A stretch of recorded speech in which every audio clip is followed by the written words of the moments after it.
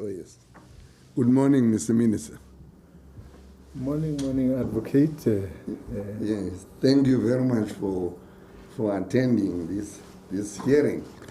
In fact, the minute it was known that the minister is coming, there was a flurry of activity and a flurry of interest. And as I understand it, the arrangement is that you are going to give us your presentation. Now, we have received a number of questions from those who have been viewing these proceedings and those who have been listening to the proceedings over the radio. Now, I have decided that it will not serve the fullest purpose of this project if we put these questions to you now. What I believe will serve the best interests of both those who ask the questions and you who has to respond to the questions, or the ministry which has got to talk to policy issues. The fairest thing I have considered for me to do would be for us to send to you these questions. We may fly one or two of them just so you get a sense of where the questions are coming from. But some of them are fairly comprehensive and may even be covered by your address because you have been following what was raised in the statements and in the hearings up to this point. But if you don't mind, we will let you have all the questions.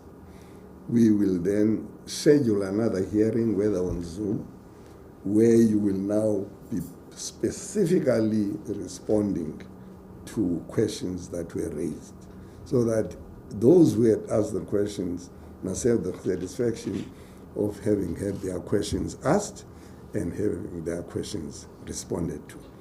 But this is not, for me, it's not a game. Now we put him into a corner. No. What we want is that you should have a fair chance to reflect on the questions put and to respond to them. And then we can structure, after the 23rd of August, an occasion when you can then deal with those questions. If that is that is fair to you, because some of those questions are important, but some of them, and all of them, would require you to have applied your mind, even if, as I'm sure, you could deal with them summarily now. Well, thanks so much, Advocate Ombudsman. I agree with you. I think that's the line we'll take on them, especially if what we are going to cover does not take them on board. Yes. So I think, yeah. Yes. Mm.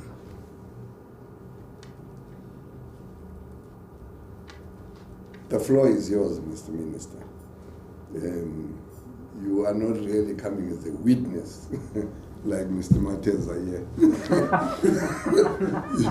You're coming here to, you took an oath of office when you became a minister. Absolutely. You're coming here really now to address this process, and whereas formally we have been asking people to swear that the evidence that they have, we are not really giving evidence, we are giving a presentation. So the floor is yours. Well, thank you very much, Advocate Ntsebeza, Ombudsman for SJN Initiative, to the representatives of Cricket South Africa, fellow presenters and hearing, and at this very hearing, other interested parties. I see everyone here, including the media, ladies and gentlemen, and thank you for inviting me to provide some inputs as an interested party, because that's where we start. Very much interested party on the topic of such great national significance. Well, like most cricket-loving South Africans, I've been following, and I kept an eye and an ear on the deliberations here at SJN over the past few weeks. I wish from the outset to commend Cricket South Africa, which I've done before, but I think formally here I must comment on their foresight to provide us with a platform for a frank and groundbreaking examination of the sport. This you are doing with the active participation of all cricket stakeholders, from past and present administrators, players, technical officials, and other members of society. This initiative of Cricket South Africa will no doubt embolden the leadership of other national federations to consider similar attempts at self-correction, because we see this as a process of self-correction coming from cricket itself. But most importantly would be the capacity to develop their own plans forward. It goes without saying, Advocate, that the sports unification of the 1980s and 1990s would have been more effective if they were accompanied by public reviews such as this one. Because besides the fact that we have a very specific matter, it is also about reviews which involve the public. And on my part, I remember watching a year ago American football, the footballer Colin Kaepernick taking a knee in one of his American football games. This was in an effort to highlight the unequal treatment meted against black players in the National Football League. Needless to say that as he did that, he was subjected to a level of humiliation, vilification, that was so hostile that it had to be seen to be believed. And this is miles away from our own country. This knee-taking form of protest was given a boost by some English Premier League footballers at the beginning of many of their matches. I was also alerted around the same time to some local rugby players participating in a match in London where they, based on or citing their religion as an excuse for not taking the knee. I'm saying that I noted these developments. So it was long before we encountered the knee-taking form of, it wasn't long before that we saw Lungingiti publicly expressing solidarity with his international fellow sportspersons. Surprisingly, again, here at home, his action drew mixed reactions. And you had some disquiet expressed, including former cricketers expressing this disquiet. And others saying that, it's politicization of sport.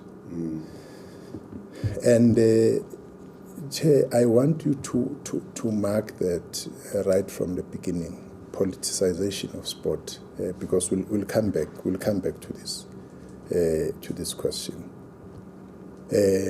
But what was interesting is that others could not wait to join him. So which underlines this misreaction I'm talking about. Indeed, some of his colleagues who participated in 2020 Solidarity were ready, and they felt honored in the Mandela Day to take the knee. Now, as the public reaction against this passive protest action continued, I reached out to the previous Cricket South Africa chair, Mr. Nenzani, and his executive. This was to establish what, if anything, they were doing to protect affected players, as well as whether we could be of any help as government. I also invited Mr. Alex Skosana, in his capacity as the then acting president of SASCOC, and as enjoined by law to assist cricket as it dealt with the resultant public pressure. Indeed, he immediately interacted with Cricket South Africa until SASCOC reached a point it felt there was no desired cooperation from the side of cricket. It was at this point, Advocate Ombuds, that I then had to come in. I had to come in because when there was this lack of cooperation, basically what I would call as resistance, SASCOC felt, as the law enjoins them, felt that it's now above them. Because that hierarchical relations we need to outline right from the beginning, that we as government have no interest and business to be micromanaging sport. There's enough structures of sport through national federations and so on, but you also have the confederation, which is tasked to coordinate sport in the country, which is SASCOC. But it's only at the point where SASCOC says, no, look, we have done anything and everything. Now we hand it over to you as government. I think this point is important to make, Chair, because you would know what would have transpired even in local football here between PSL and the team AM. What then happened, you had this pressure because of lack of understanding from the populace, this pressure that what is the Minister of Sport doing about this? So we've been very consistent and say that there are administrators of sport. They have capacity to deal with their issues. And if they feel that it's above them, it's then that government comes.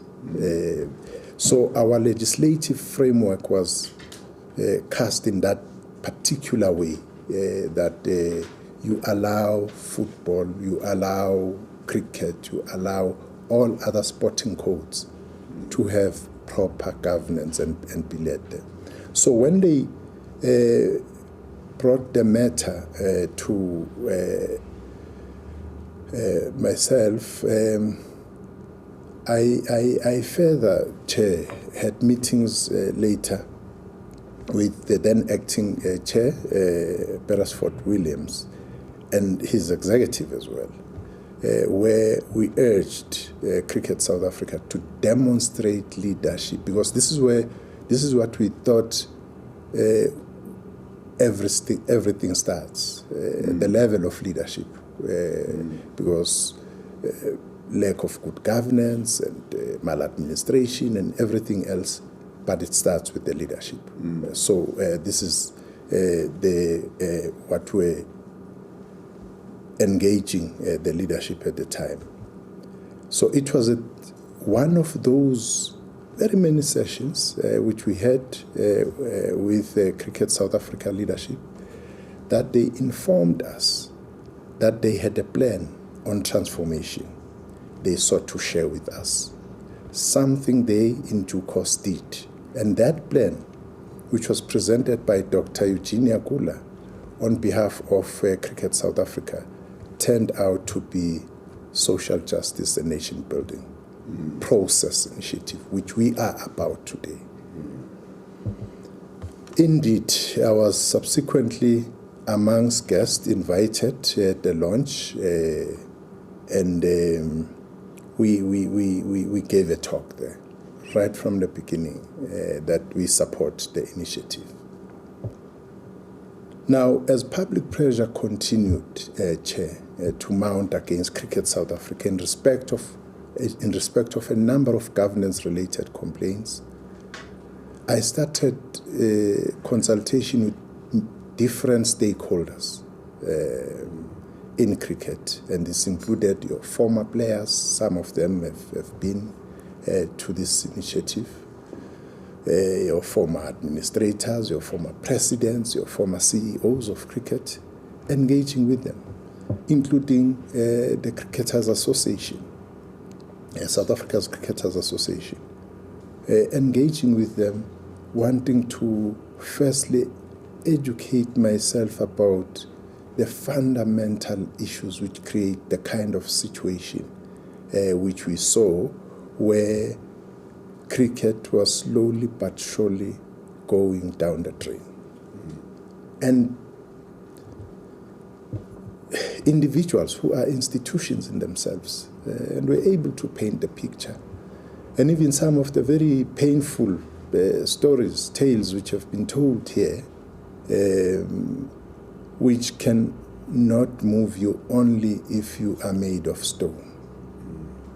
But if you are a human being, you can't ignore them, because they are too important, extremely deep to be ignored.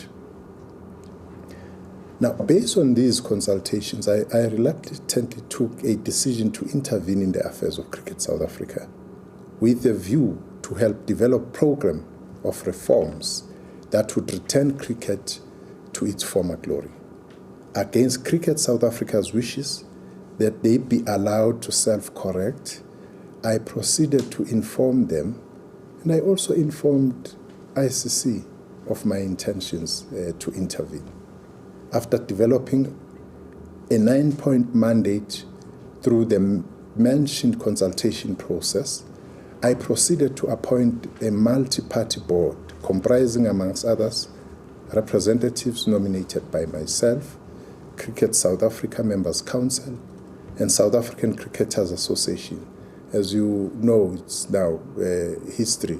Chair, that the board first was led by former Judge Zak Yaqub, and then later on, Dr. Stavros Nicolaou. Amongst the mandated points of the interim board, I ensured that the subject of transformation within sport is one of these points. In fact, it was one of the points, but it was an overarching point.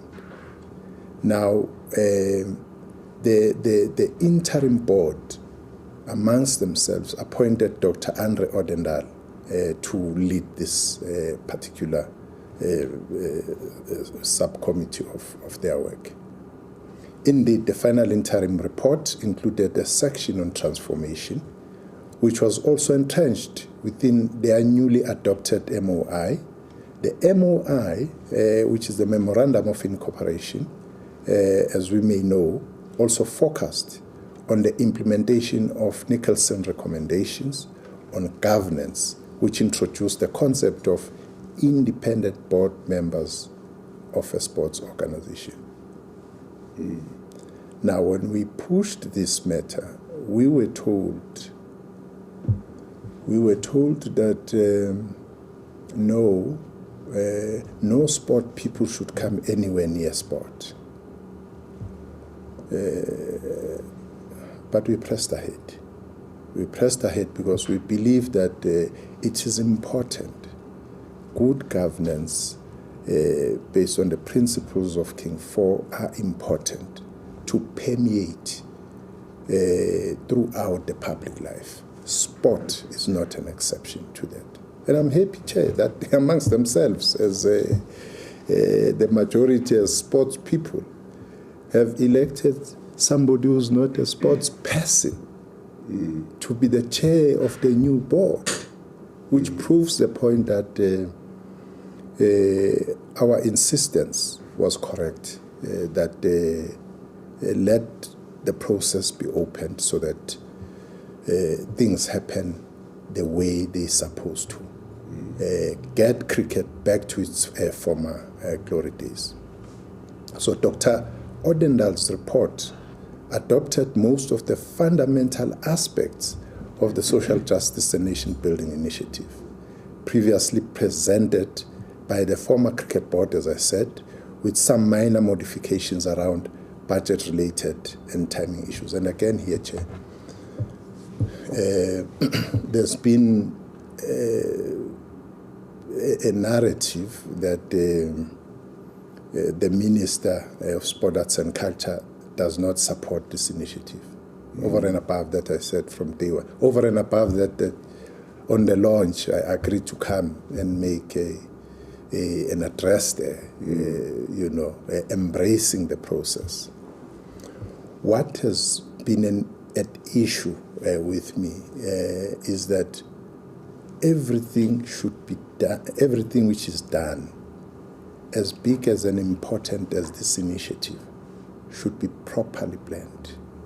There should be resources which would be known that this is what we are going to do. And at the time, there wasn't like the board was speaking from the same hymn book.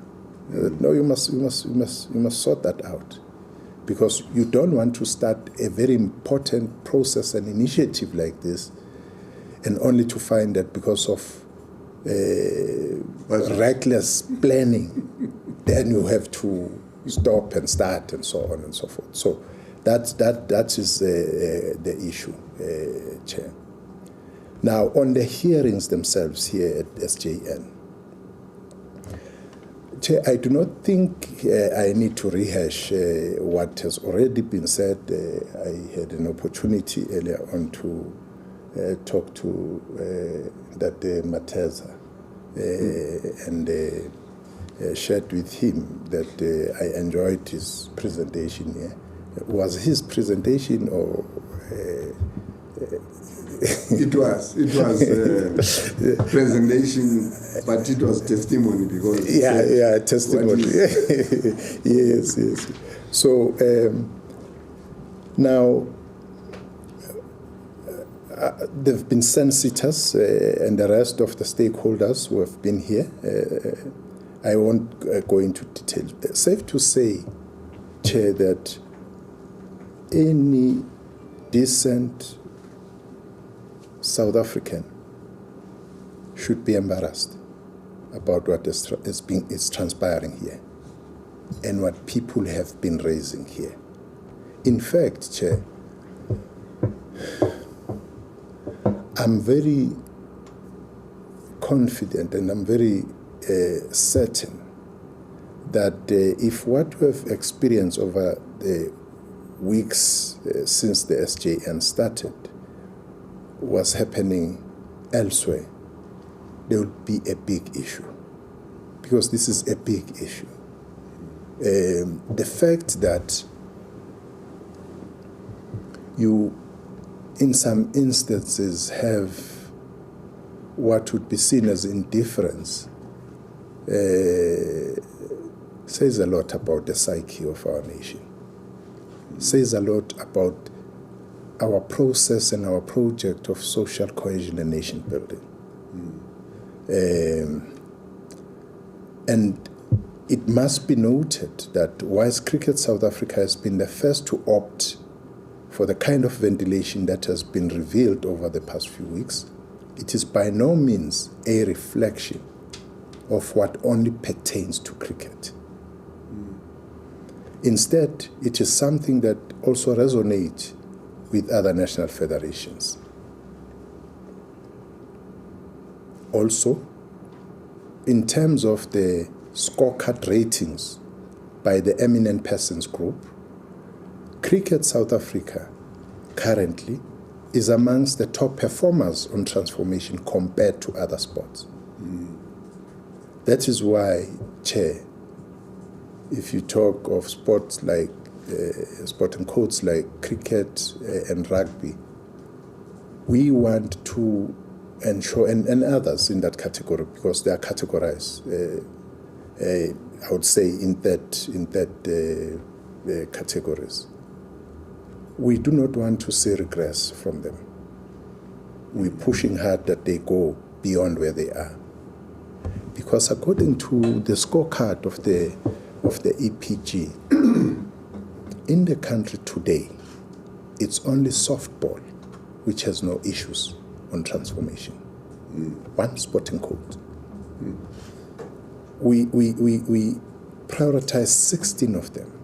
It's one sporting code. So they are in a category of their own.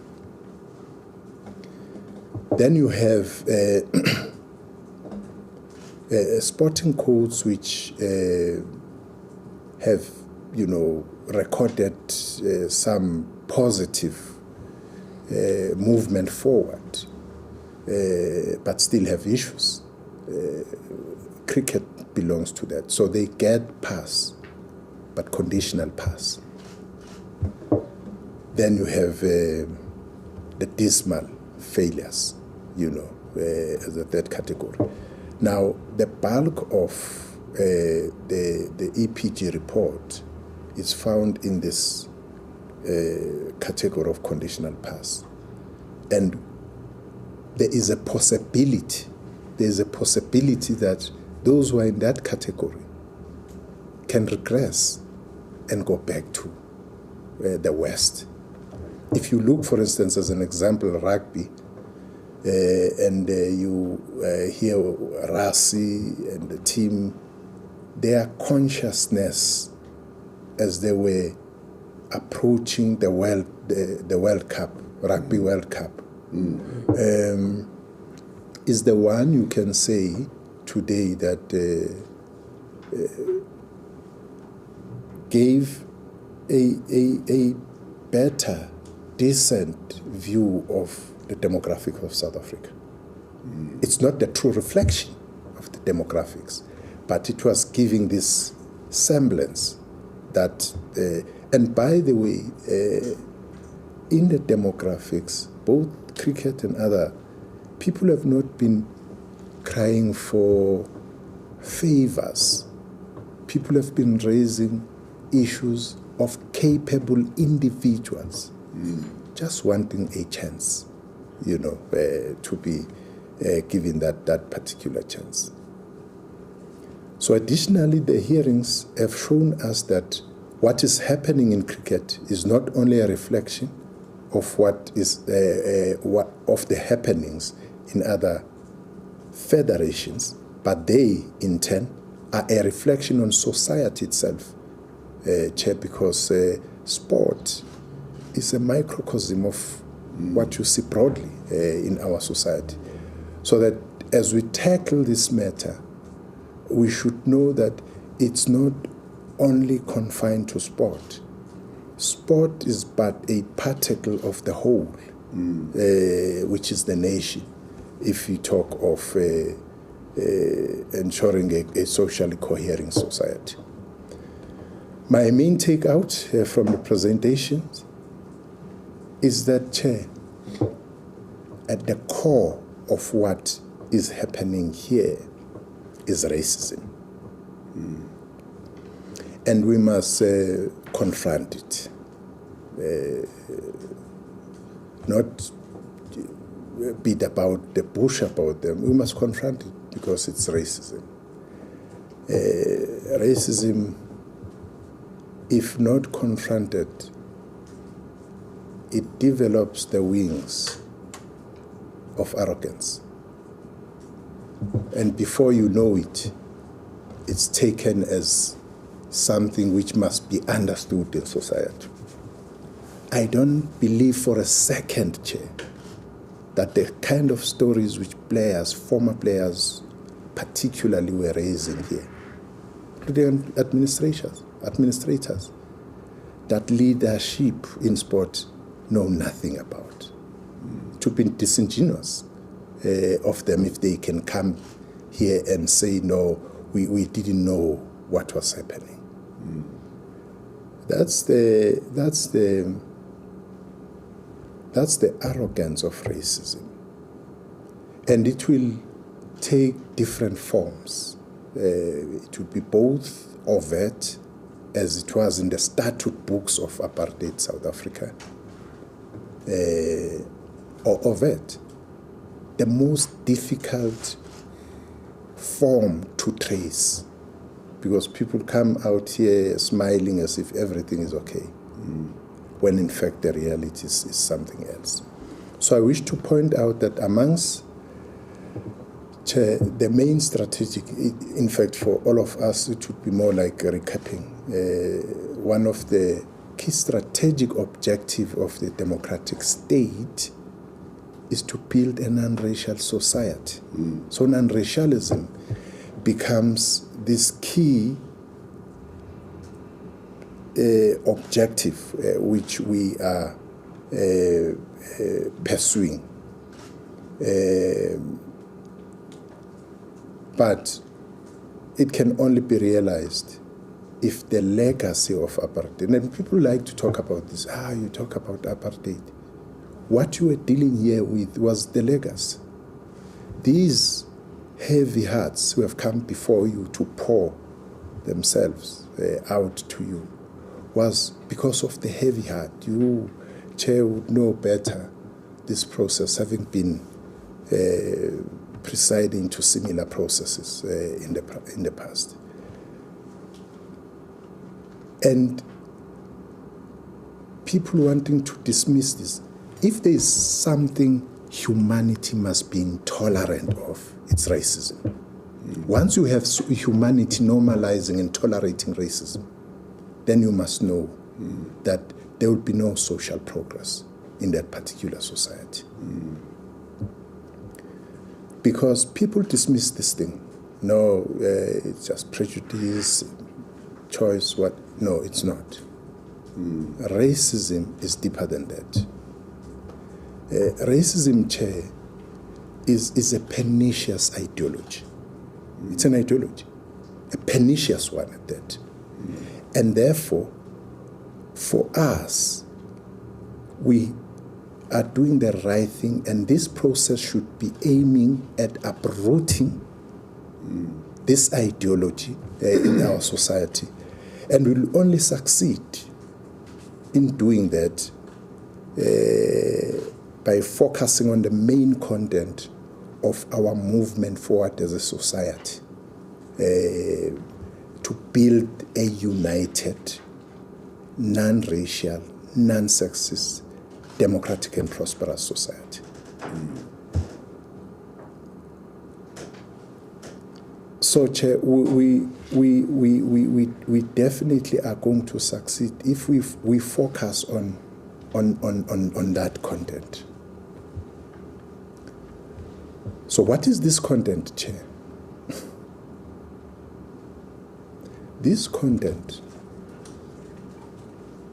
and it's undergirded now by the reports we have received. This content remains the liberation of Africans in particular, and blacks in general. It means uplifting the quality of life of all South Africans, especially the poor, the majority of whom are black, are Africans, and female. If we don't pay particular attention to that, Chair, we will not be doing any of us a service, would not be doing posterity a service to have a free, non-racial society. Now, this, Chair, is at the same time has the effect of liberating the white community. Because you see, if you've been wired in a particular way in race relations, and socialized that way, something needs to happen. So this move will help to liberate a white community from their false ideology of racial superiority. And the problem about racial superiority is that it has many attachments.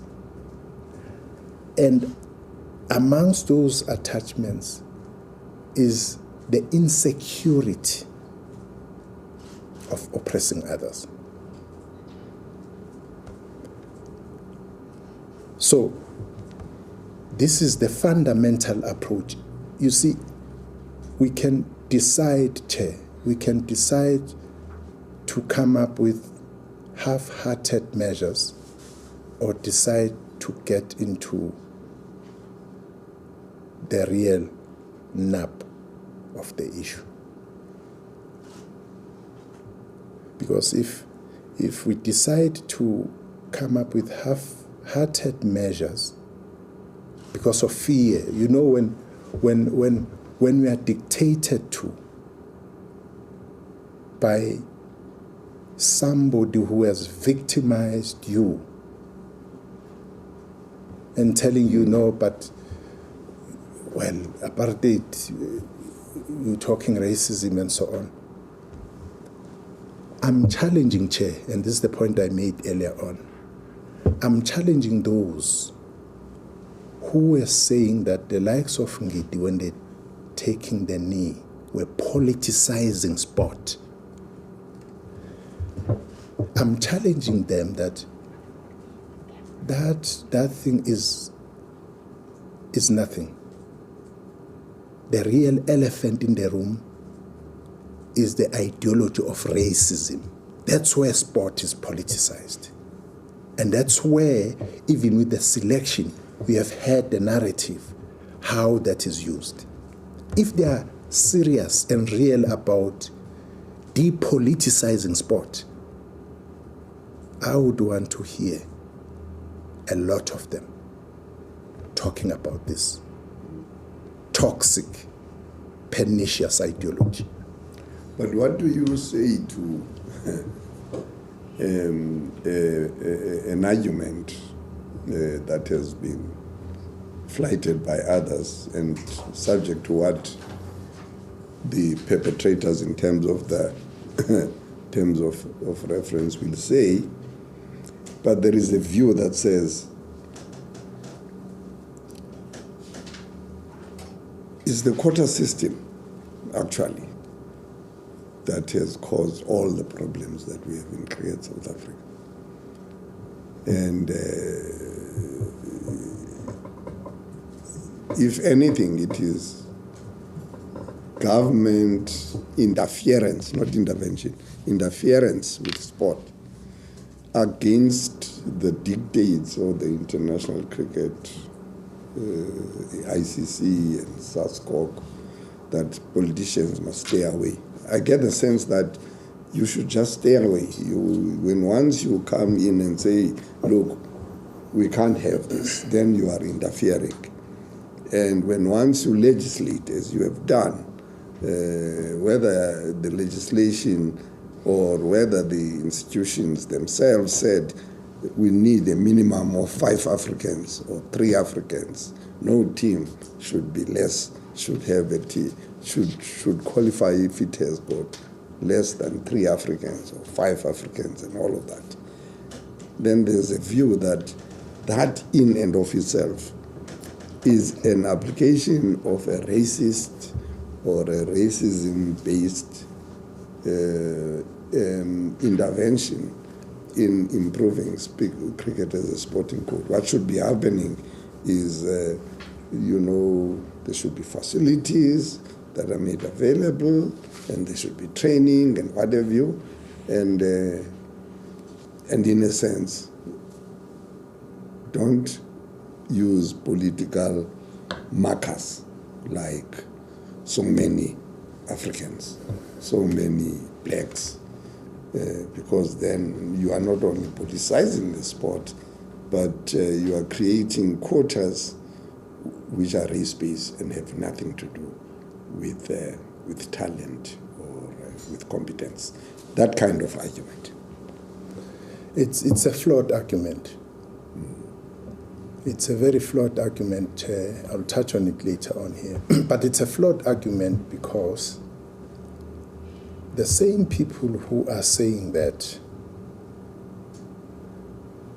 have not produced any ounce of evidence that the so-called people who came based on quota are there simply on that basis. They have no merit, they have no capacity. In fact, they went to an extent of suppressing them the way capable they were. That's one. But it's flawed also at a second level. It presupposes that argument. It presupposes that there is evidence on their part that they've gone out of their way, not on a quota-based basis now, but gone out of their way to hunt talent, which is not their skin color in this instance. So it's a flawed argument. At another level, it's disingenuous because what it's suggesting is that government must hear nothing, must see nothing, all will happen on its own. It's ahistorical because it says that we reached the 27th of April 1994 on an autopilot. There was a struggle to reach 1994. And the struggle will continue to normalize. Remember the slogan of the 80s, no normal sport in an abnormal society. The abnormality in sport today cannot be left alone because all what they are saying is that leave us alone. Doesn't matter. You go to the international platform, you get the teams, you get people, you get individuals who have no resemblance of the demographics of your country. Get out, leave it like that. So what's the use of having a government? Chair, as I said, we'll touch on it here. So this approach for us constitutes the lodestar of the society we are striving for, Chair. And this ideal is not held by failures relating to lack of an accountability mechanisms where role players are educated on the need to attain inclusivity, transgressions are reported, and disincentivized, whilst equality and fairness are not only available, but are also seen to be available. Discrepancies, and let me pause here, Chair. As part of the way forward, we need to put firmly on the table of those who be perpetrators and proven to be perpetrators. They must take accountability. That's the first port of call.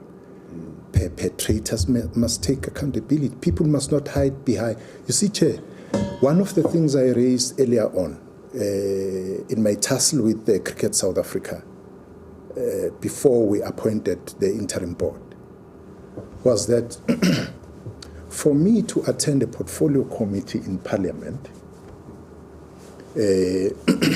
accompanying Cricket South Africa, and in Cricket South Africa, top structure of Cricket South Africa, 5 of them, all white, 1 black who's there as a deputy, is an insult. It's an insult. It can't be sustained. because sustaining that is sustaining racism. You are actually encouraging that the players there who are mostly the victims, the players must continuously be subjected to pedophiles who have violated them and their rights. Chair, perhaps it was foolhardy of us to think that race-based preferences will resolve themselves merely by lumping black and white sports bodies together during the sports unification process without active oversight and a welcoming environment. Besides instituting basic accountability mechanisms for sports bodies, it is an unfortunate oversight to not include specific criteria related to racial harmony, because that's what, in the final analysis, it's not about war of races. It is about racial harmony. Especially in the selection of coaches, selectors, and captains. You can't help but be able to take note of the endeavors of Springboks, having Siya Kolisi as the captain. If you would have asked anybody before that happened, people are just going to dismiss you, that we are having a bad dream. But that's what we call leadership, Chair. I do not want to, for a moment, think that that act in itself wasn't easy to achieve. I don't want to imagine that. But it is leadership. So the result is that many felt lonely in this lack of racial harmony, felt tolerated. There's nothing as bad as to be tolerated in any environment, that you are tolerated. And feeling powerless within the teams to which they were selected, getting names. Except in the case of the super talented, such practices negatively affect their morale and hasten their exit from sport they love. That is why you hear especially athletes of all sorts speaking out when they've left their clubs, their sporting codes, and so on. So players are therefore excluded for reasons that they have little to do with talent. Goes back to the question you were asking, Chair. And more to do with the coach and or the captain's preferences. Not the talent per se. As I said, I still want to have somebody who would say this particular player was not adding any value in the team. So deep are the scars formed that they remain with the players long after their cricket careers. So it is surprising that we have not heard of more players, Chair, including the ones who have been here. We have not had a lot of them suffering from mental illnesses. Let me come to who is responsible for what now. Because in this whole thing, this is not about finger pointing. This is about getting to the bottom of the truth and dealing with that. And see how do we move forward. We can't move forward on false pretense. The question of who is to blame for the slow pace of reform in sport tends to be directed at my office, rightly or wrongly, and I'm happy, Chair. I'm happy to challenge. It's one of the questions here. What is it going to do? To accept the challenge. Now, Chair, the truth is that there is a multi-tiered body of role players, each with their own designated roles, most of which are outlined in the National Sport and Recreation Act. Now, this is what guides us. As the minister, as government, as department, we can't act outside of the law. We'll act within the law, and if there is a need to change the law, it would be changed, but you'll only act within the law. Without actually reproducing the act here, Chair, we have on the government side the National Department of Sport, Arts and Culture with sister departments at both provincial and local level, all having the broad responsibility for sports policy making, right? Enablement and facilitation. The creation of an environment that is conducive to playing of sport is therefore a key responsibility of government.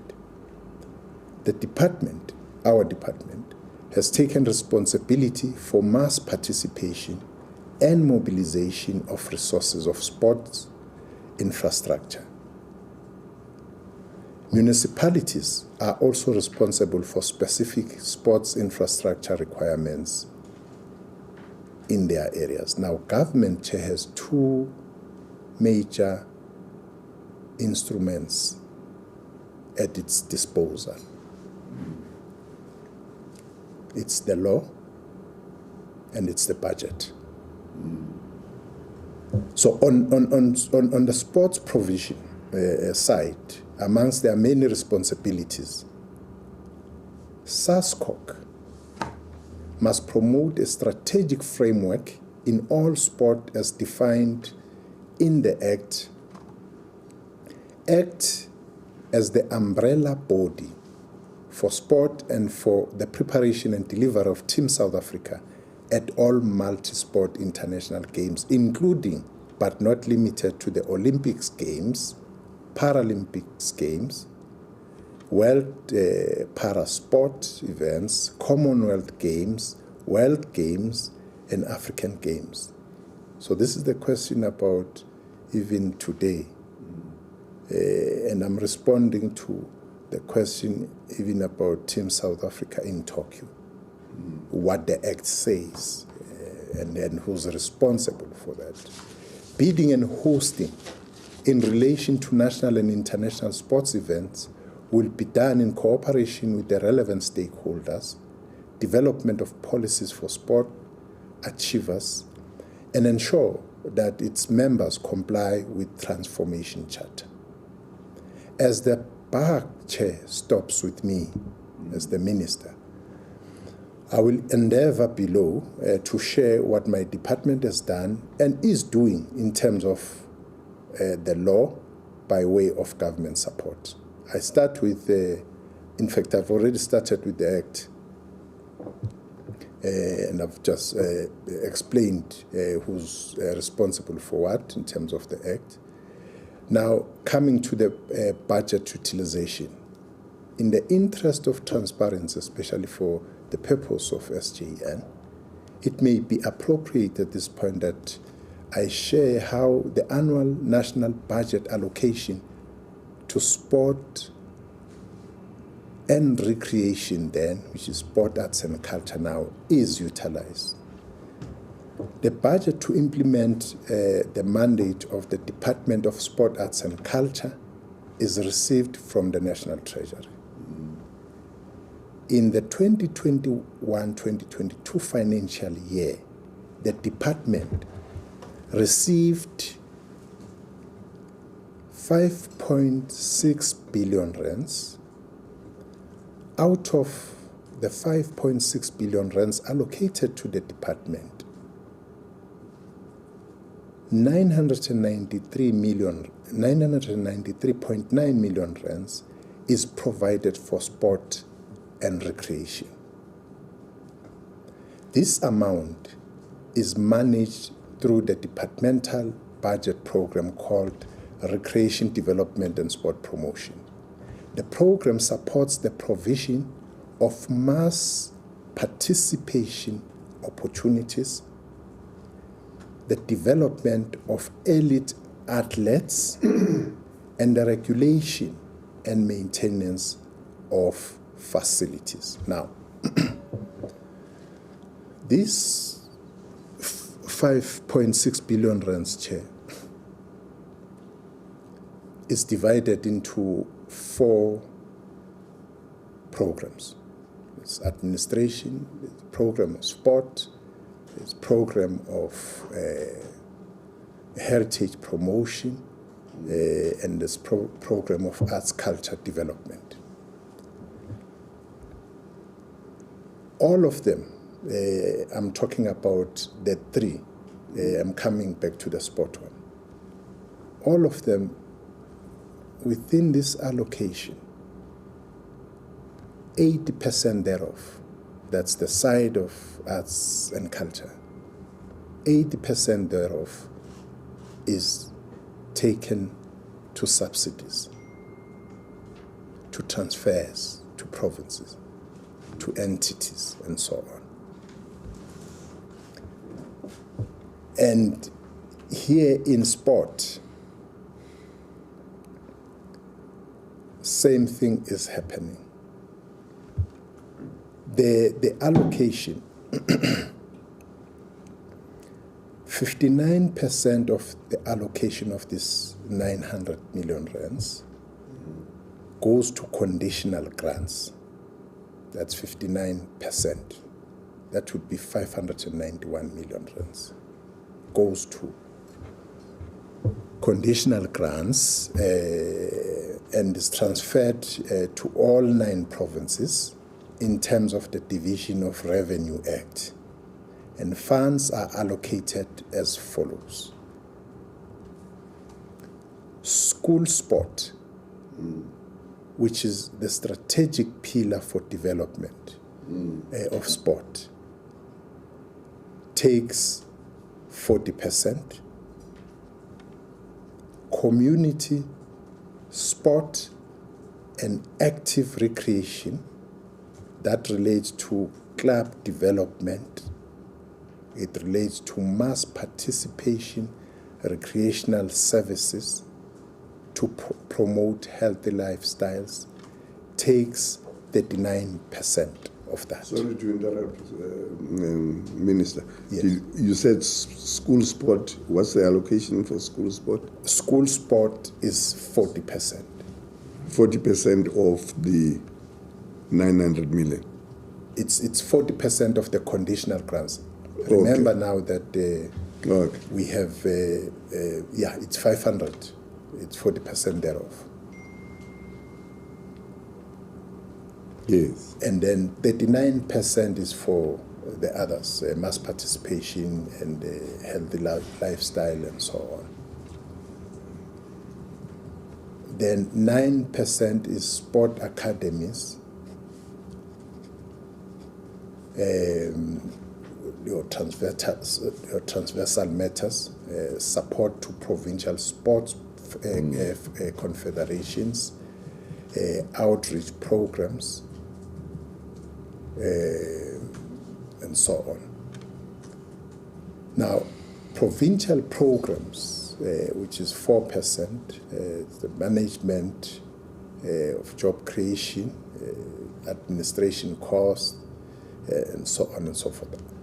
I'm saying, Chair, that this from 900, you have taken more than 500, almost 600 million to the provinces.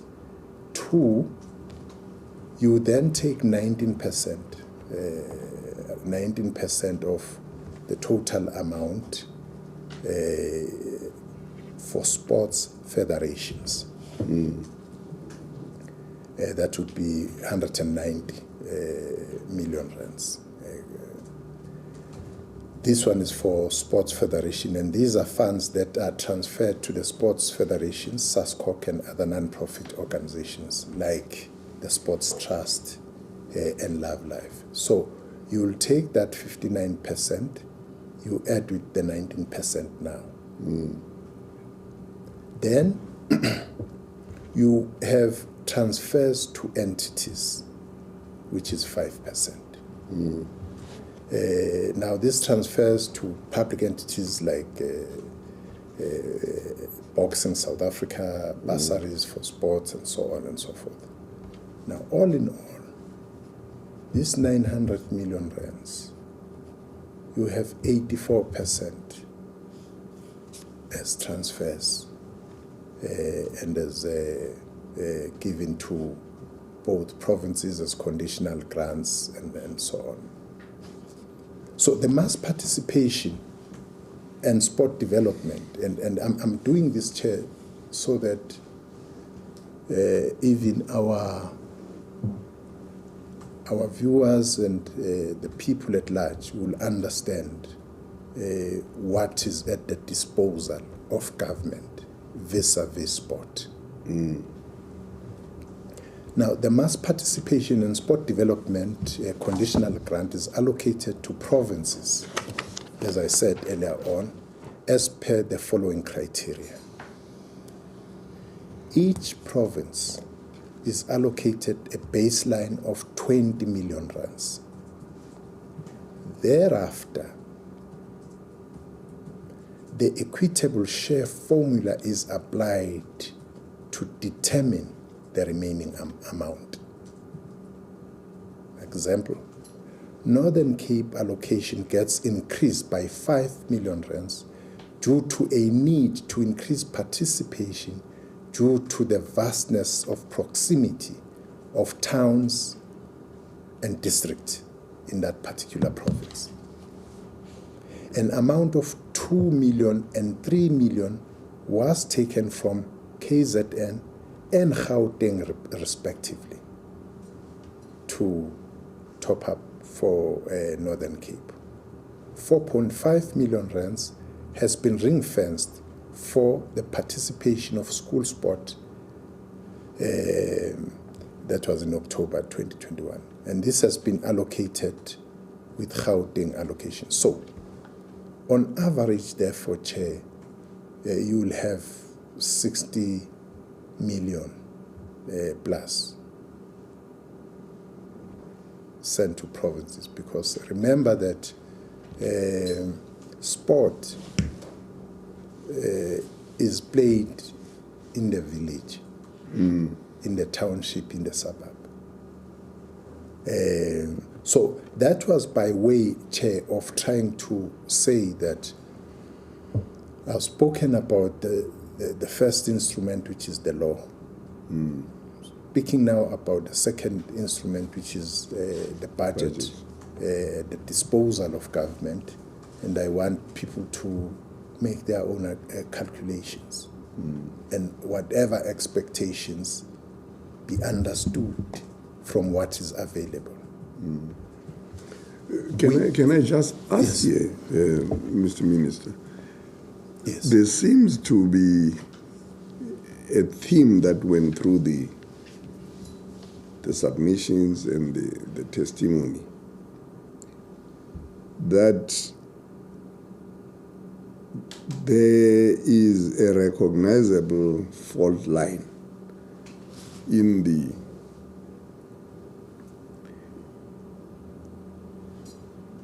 the schools, the nature of which schools that are not former model C schools or private schools, in other words, schools in our rural areas, schools in our townships, do not seem to be resourced in the same way as schools, in white areas, in other words, like, for instance, private schools or Model C schools. And that, in fact, it appears that even in the post-apartheid dispensation, where the government is that of the people, the facilities are even in a worse state than they were previously. And there was this notion, for instance, of a hub, and I continue to come to this, and I'm sure the minister must have seen that I've been asking this question now and again, where a hub, apparently, I think Max Jordan was giving evidence about that, became a white elephant in Khayelitsha. Whilst I don't know whether the argument then will be made by those who have discriminated against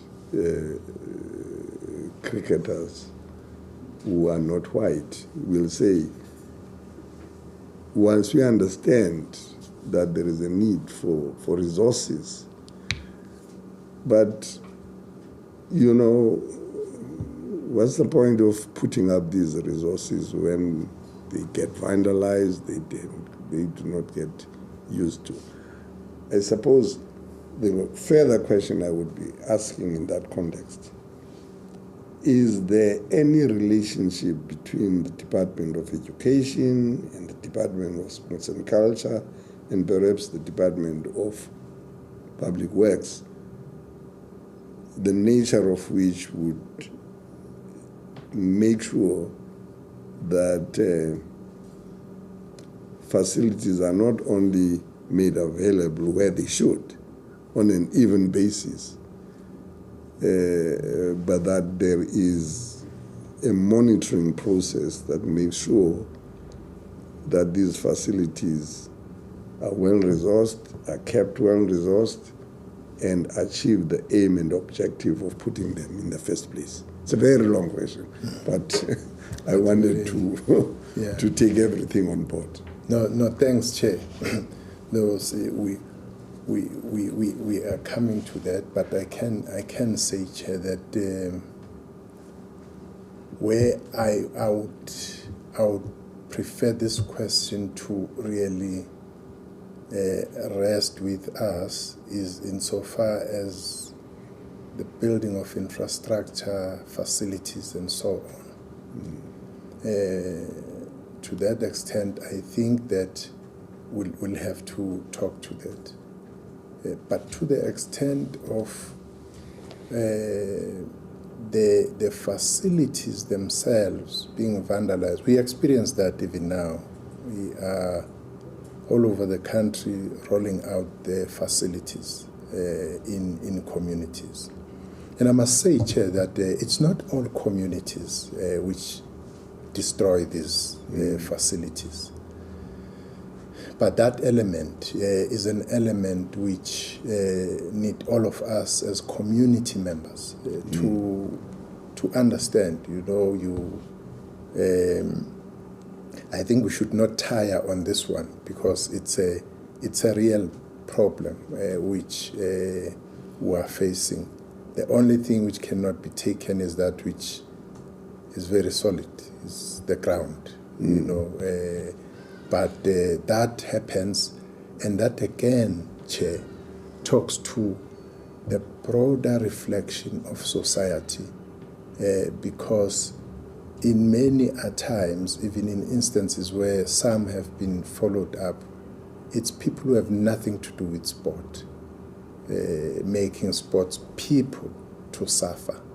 So it means that it's our responsibility as members of society, as communities, to see what is it that we should do, at least to hold on to what we... You see, there's this facility, the combination of many sporting facilities, they call it combination core. That thing has the guarantee of 15 years, you know, but some, as new as they are, get vandalized and so on and so forth. As I say, Chair, it's a broader challenge which as society we have to look into. But let me come back to the question of school sport momentarily. Now, Chair, the figures I've just shared, the budget I've shared with you would give you a sense of what is possible from the government side and what is not possible. I'm talking now national government. We then said, because this is what we are getting from the fiscus, we are towards 1 billion rands now. You can imagine what happened in the few years before now, you know. But the department has been thinking of what is that needs to be done. How can we look beyond the fiscus, which is what we have, to supplement the funding for sport. So that is one area I want to deal with now, because without adequate, I don't think you'll ever have adequate budget for anything, but at least, you know, much better than what we have. The department had to consider alternative revenue streams, such as sport ticket levy. So in this instance, we are now involving the whole of society. You are not asking more from that ticket. You have paid for that ticket already. Levy, the allocation of earmarked municipal infrastructure grant to the department, and a submission to Davis Tax Committee. Judge Dennis Davis has been presiding over this tax committee, which initially was presided over by Professor Katz, Michael Katz. Yes. And I'm glad that Judge Dennis Davis has invited me to his studio. You know, we'll have a nice chat when we get there. So this for us, Chair, we said we can't fold our arms and just complain about the budget, but we needed to look into what is it that needs to be done. Now, the sports ticket levy is intended to be basically a tax on ticket sales drawn from what sport lovers are already paying, as I said, Chair, across different sport codes. The department will continue to advocate for the introduction of the levy to be collected on sports ticket being sold for major classified tournaments and competitions, including registration and participation fees for major tournaments and competitions being hosted in South Africa. This levy will then be used to benefit sports development in our communities. Now, following a meeting, Chair, which happened in October 2015 between the department, the National Treasury, and the Department of Cooperative Governance, it was agreed that from 2016-2017 financial year, the department would determine allocations, and this is what we've been engaging COCTA on. So we then came to a determination that the department will determine for the building of sport and recreation facilities to the initial amount of 300 million of municipal infrastructure grant funds outside of the formula. this would be ring-fence funds that can only be spent on project by the department. Remember, Chair, that over a period of time, because of very many demands of government at all levels, local government is no exception.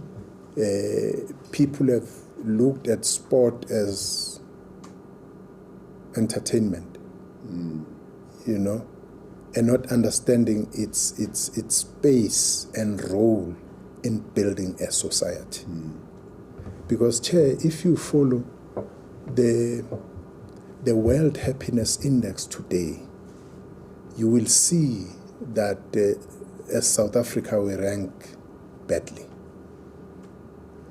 And one of the aspects which creates this happiness in societies are found in the portfolio I'm presiding over. So it's not just a matter of entertainment.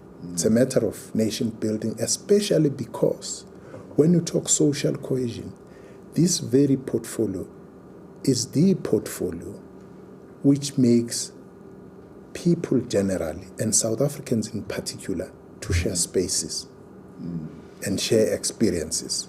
So therefore, for us, it was important that we push COCTA, and we agreed. And as a matter of fact, as we speak, we have that arrangement. That is on the make to further, you know, enhance what we get directly from the fiscus as the department. Secondly, Chair,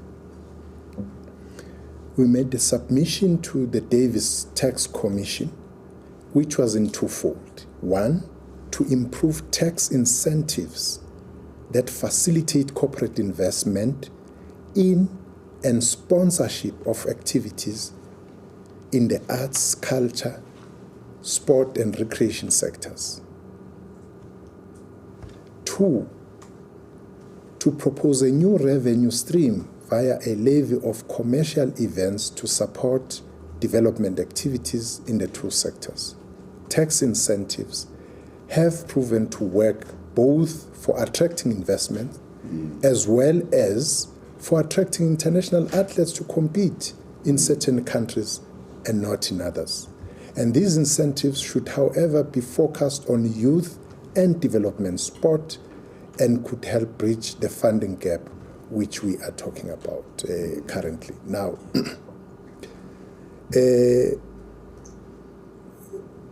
a tax rebate, Chair, would certainly make sponsorship more attractive to sponsors, and areas of sponsorship that should certainly benefit from tax rebates to include school and youth sport, mass participation that for health benefits to community, and sponsorship of elite athletes who are essentially amateurs.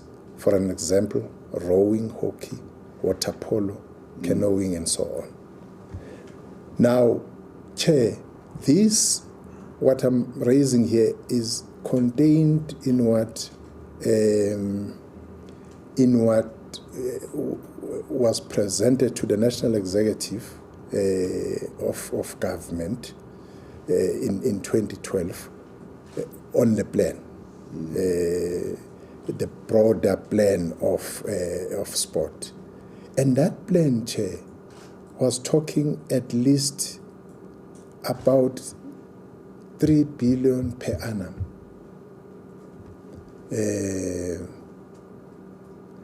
5 billion per annum, because on the MTF period, which is 3 years, it would have been 15 billion.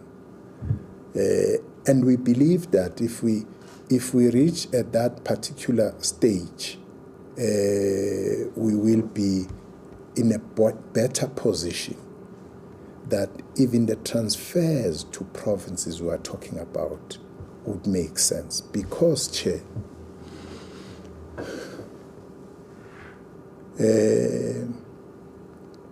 Schedule 5B of the Constitution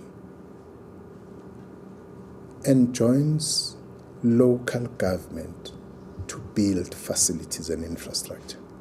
So it's a constitutional matter. It's a responsibility which is on the shoulders of the local government.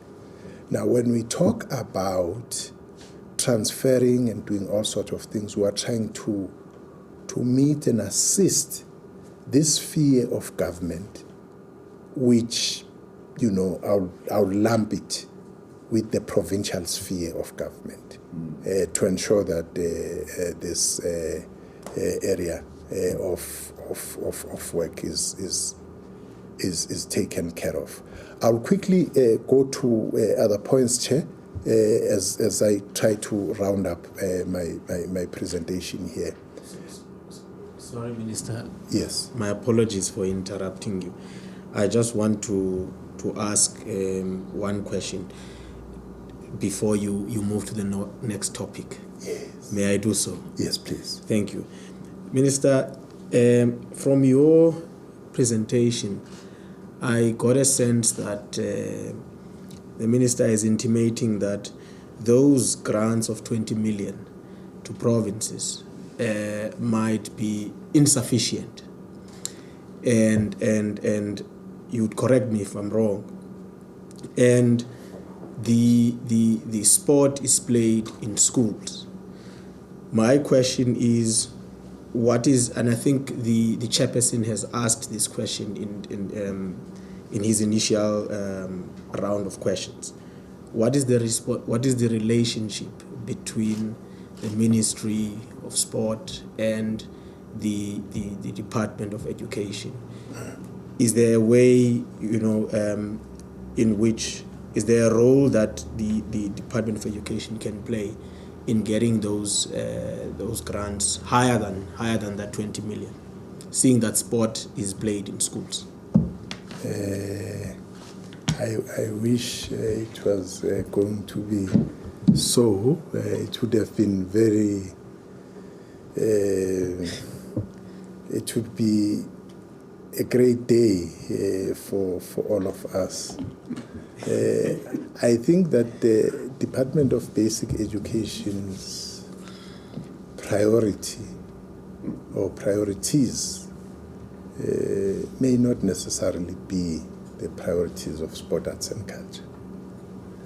And this particular point we are raising will have less to do with the Department of Basic Education and more to do with the fiscus.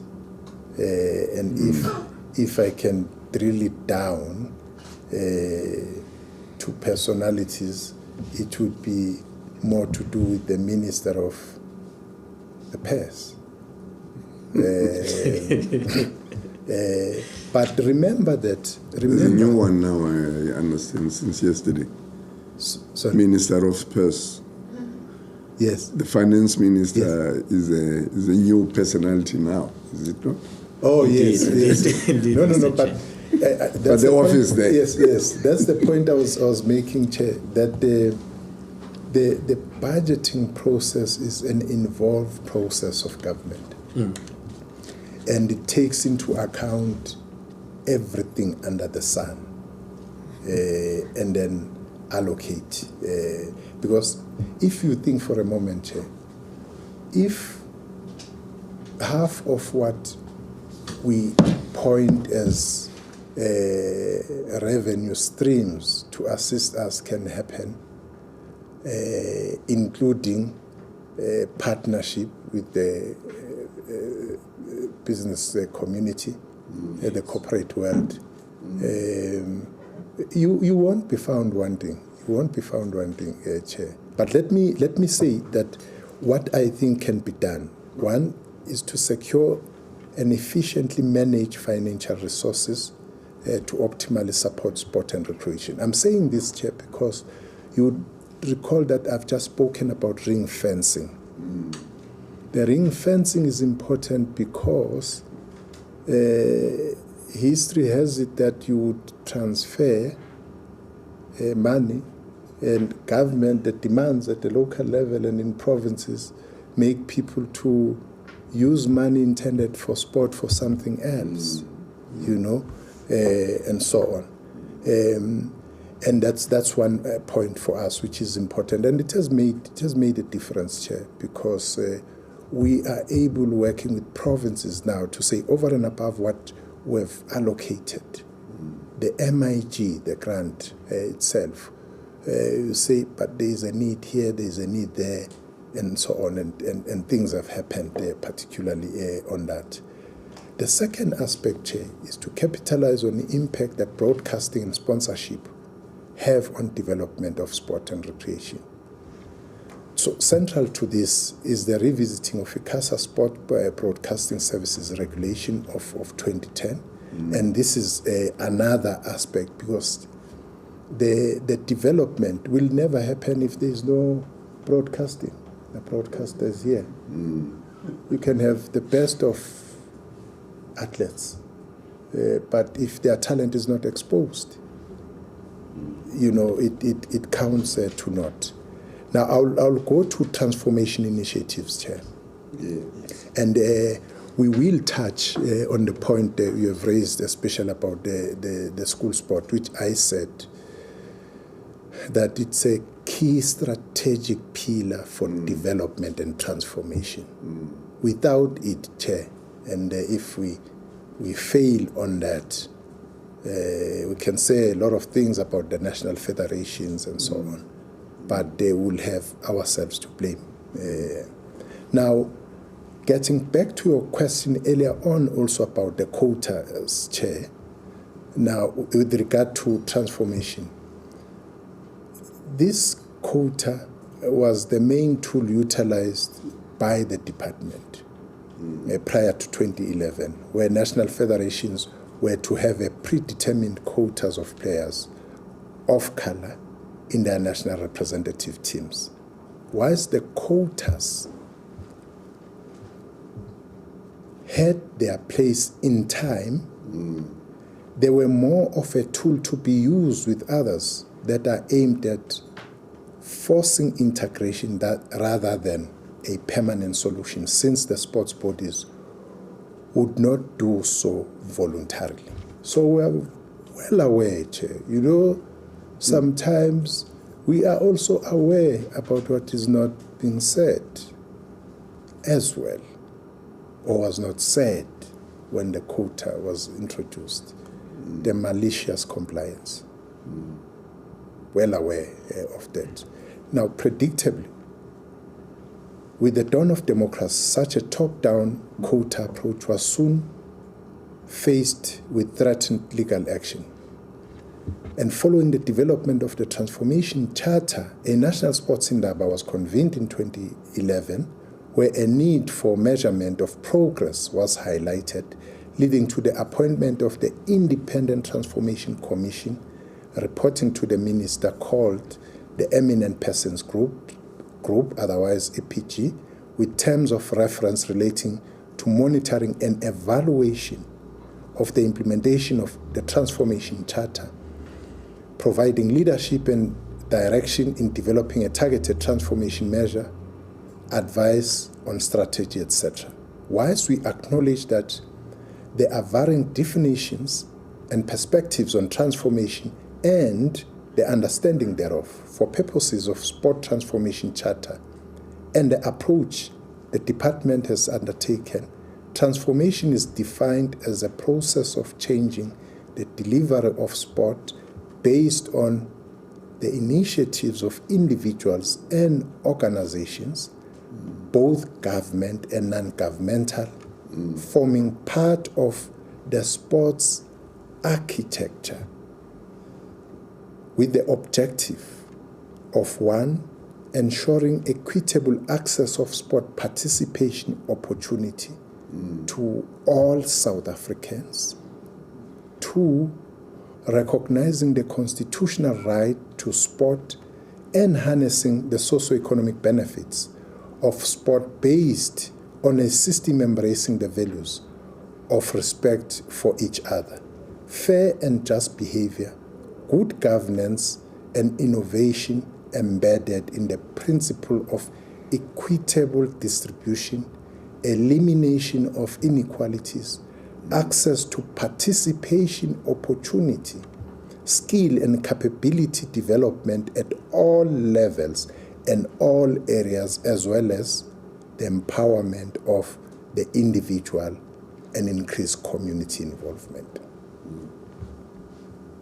So from the initial pool of 5 sport, the audits were expanded to 19 national federations.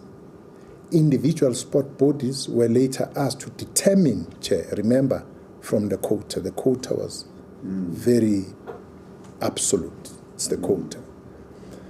This time around, the individual sport bodies were asked to determine their own targets to encourage buy-ins. So in other words, you say there is a quota system, but we come to you as a national federation and say that what is your target to transformation? So in other words, this buy-in is important, that even those who would have wanted to resist that a quota system is imposed, now we say, no, tell us yourself, Funan. And Chair, when I say to you that it's only softball which has no issues on transformation, I'm saying that, and embedded in that statement is that those I'm saying, they didn't reach the point, in fact, all of them never reached the point of softball. Those who got pass but conditional pass, and those who got dismal failures, is what they've set for themselves. So nobody will come back and say, no, government is coming up. They have failed on targets they've set for themselves. Because the issue of quota had to be addressed for a number of reasons.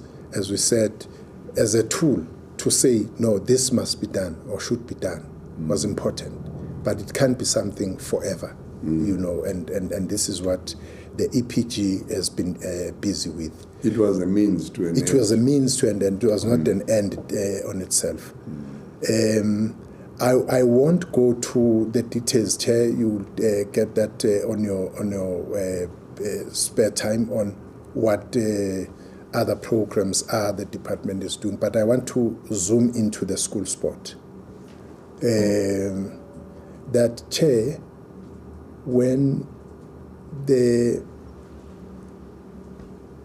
two departments, former Sport and Recreation and Arts and Culture, were merged, I knew almost immediately that one of the tasks I have, the major task I have, was to reach out to my colleague, Minister of Basic Education, for a simple reason, a reason of this massive resource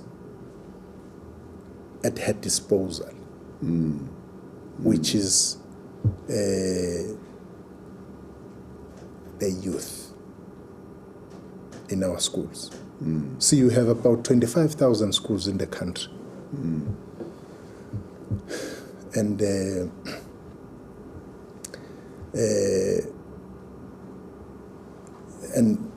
that which is supposed to be the pool for the pipeline for new athletes to get into the stream and get up to the national teams for all sporting codes. I know, Chair, you would know very well this, and it's been your experience as well, that when we grew up in schools, right from the beginning, you had a dedicated period for sport, even for physical training. PT. Yes. Well, the millennials may not understand what you're talking about. But even if you look, Chair, people who made it to the national level of different sporting codes were identified in schools. Now, 10% of the schooling system, instead of 90%, is our pool of fishing players. This is why we are referring to your former Model C schools and so on, private schools. And why is that? It is so, Chair, precisely because of the whole ecosystem. Ecosystem here involving parents and interest parents have and time they have for sport and their children in sport. It has to do with the teachers themselves, interest in sport, so on. It has to do with the facilities, the facilities. And this is what makes a difference, facilities. Because you can have all others, you can have people, parents may not have means to go and watch their children during weekends and so on and so forth. But if you have facilities, you grew up where facilities were not at their best, but there were facilities. So that, Chair, is what I addressed earlier on when we were talking about the transfers. To what extent will these transfers to provinces, financial transfers we make, and the municipal infrastructure grant, that's what we are looking into when we are looking at facilities. And for us, I think we stand a better chance, Chair, if what we're proposing, both from the Davis Commission and both from the levy, will go a long way. That is one thing. But we have engaged with the Minister of Basic Education, Mthethwa, on this matter. And we seem to be agreed because, Chair, we had to sit and say, what impact have we made as government on school sport? And we had to be frank with ourselves as government that not much. Not much, especially talking about public schools. And I heard you yesterday making comments about the paucity of our numbers at the current Olympic Games. Precisely. They were getting very few medals. But besides the medals, the makeup of the team. Yes. Can you imagine, Chair, that the pool now is the former Model C schools, private schools, and so on? Can you imagine if the pool where we fish in is this 90% public schools? This, multitudes of young people, talented, by the way, in the schools there. So, Chair, I would want to end there because we have explained the issue of what is it that government is doing, what is at the disposal of government. But, Chair, I think that one of the major things we need to look into is the corporate sector. It plays a key role, Chair, because one of the things which, talking about cricket, has been a sore point for us is that there's been threats of sponsorship pulling out and so on and so forth. And the fundamental question comes back to transformation, comes back to good corporate governance, which has been lacking.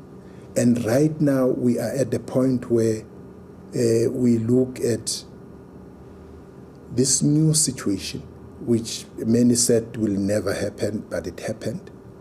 And you must also, Chair, as people demand government's responsibility or taking responsibility in sport, we must factor in this point, which is very key, that government will always have limits in engagement and intervention in sport.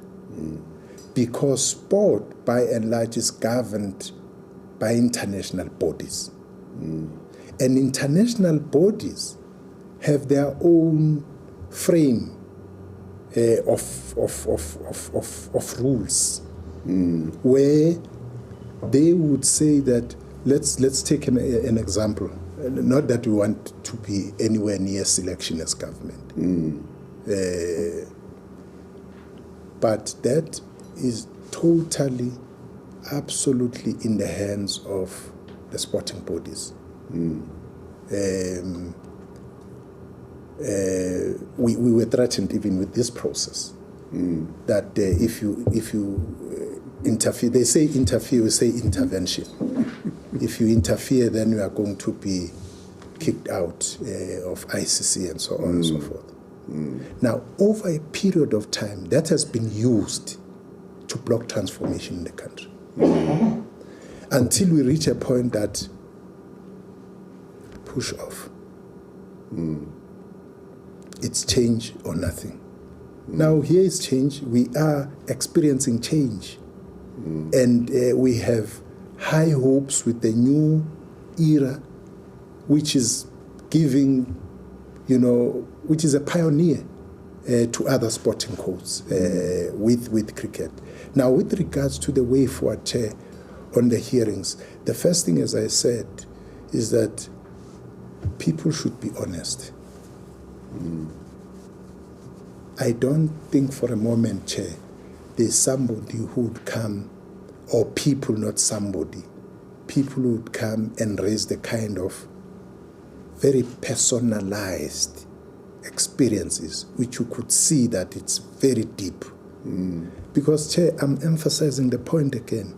What perpetrators of racism don't know is that this is pernicious.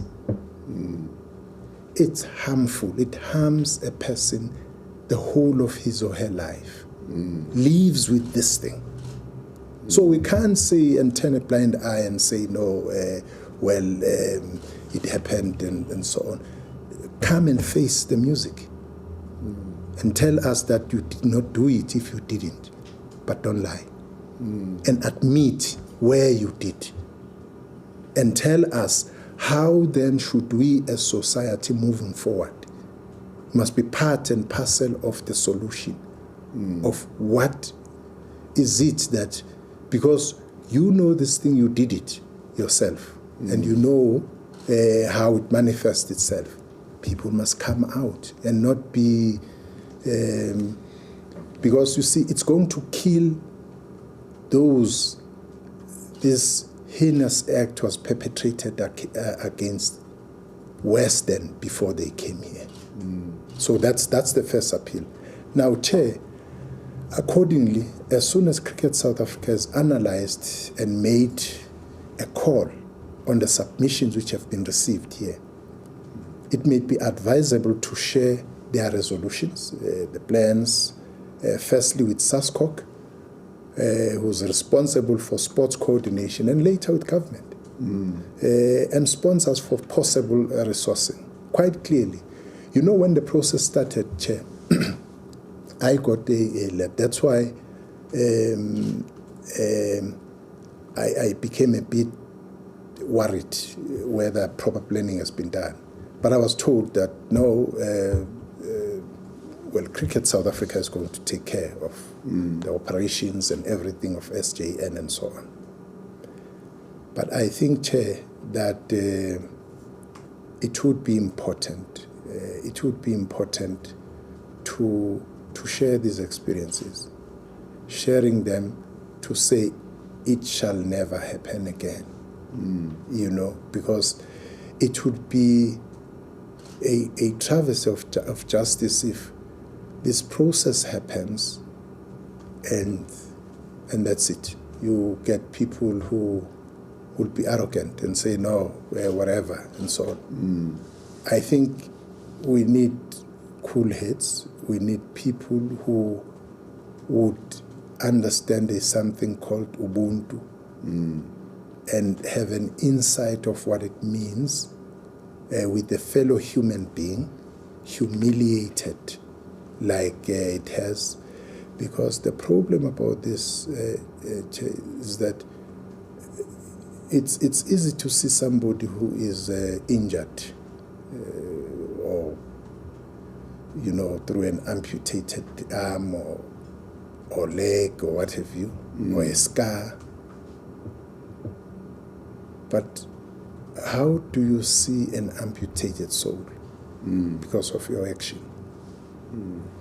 So quite clearly, Chair, the hearings are signaling a call to action on the part of government to take charge by using the persuasive financial and legislative powers at our disposal, as a societal ill, inequalities in sport may not necessarily be eliminated, but at the current levels, they certainly cannot be sustained, Chair.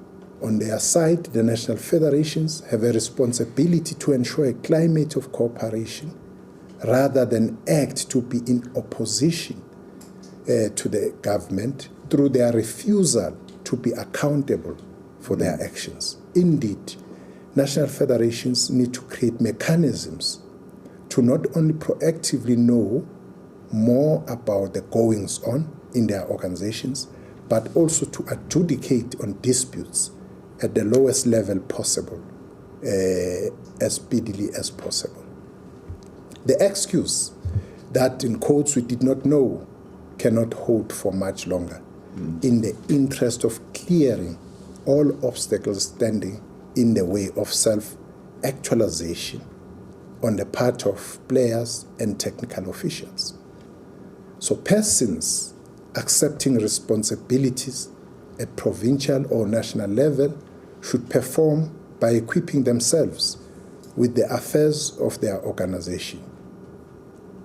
Chair, it's embarrassing to hear that some board members attend AGMs without reading board packs. So what are you there for? You're going to miss on the very fundamental issues which relate to the betterment of the sport.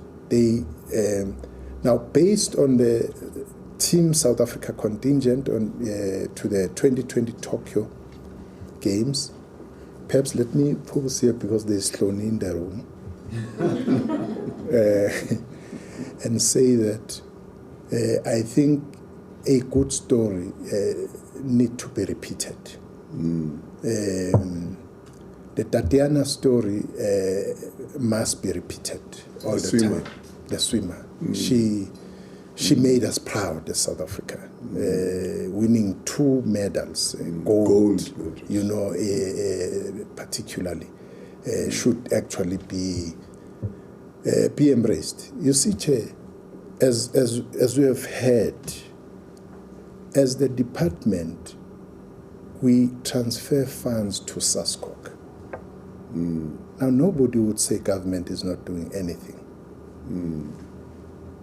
You can criticize how big or how small the amount is, but that's what we have. Now, we say to SASCOC as they are preparing to go to Tokyo that, and again, Chair, on the issue of selection, government does not feature. And people must understand that. The selection of teams is in the hands of the sporting bodies.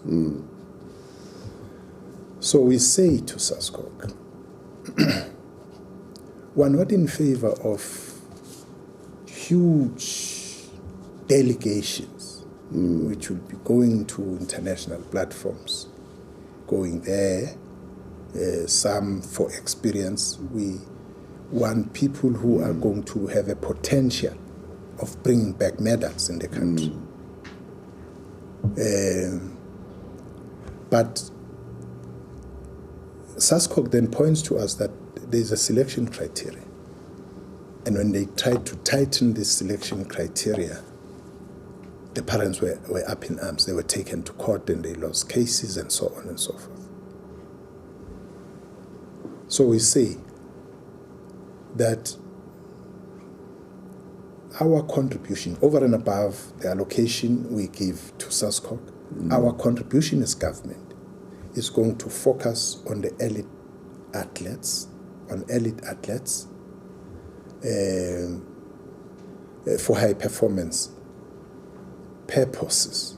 And we say to SASCOC now, going to Tokyo, here is 7.4 million rands, take it, for people with the potential to bring home.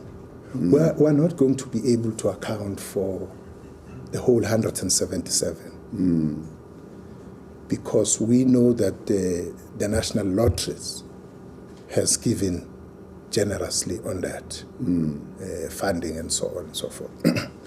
Now, I'm making this point, as I said, because there's Sloni here in the room, Chair, but I must thank you, our Ombudsman Advocate Ntsebeza. I must thank you to have agreed to take this responsibility. It's not an easy responsibility, especially coming from the process of TRC.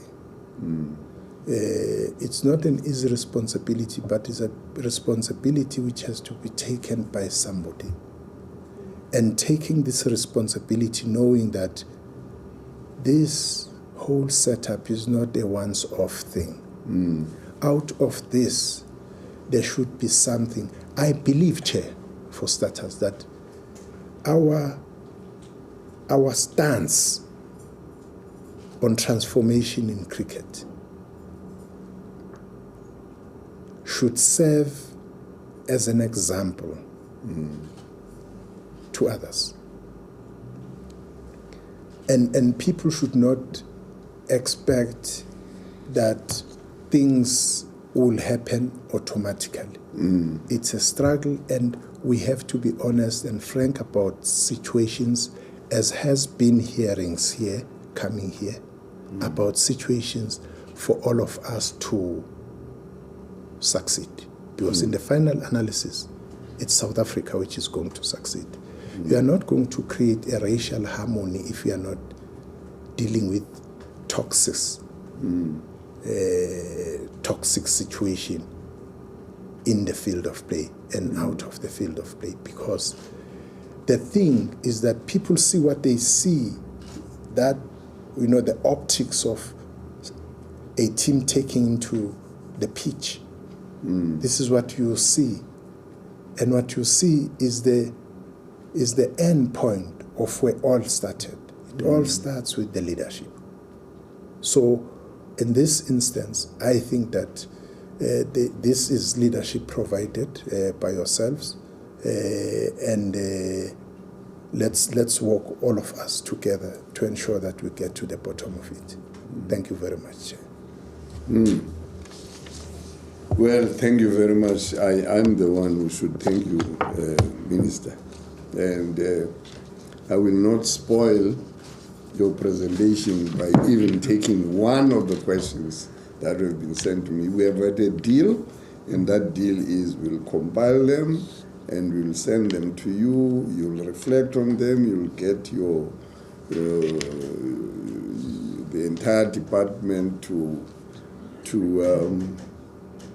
let responses to the questions come back to us, and depending on whether we are of the view that your presentation now today has not met those questions, as I indicated, there is a window that we might prevail on the ministry for the minister to come back and speak to some of the responses that we'll have received.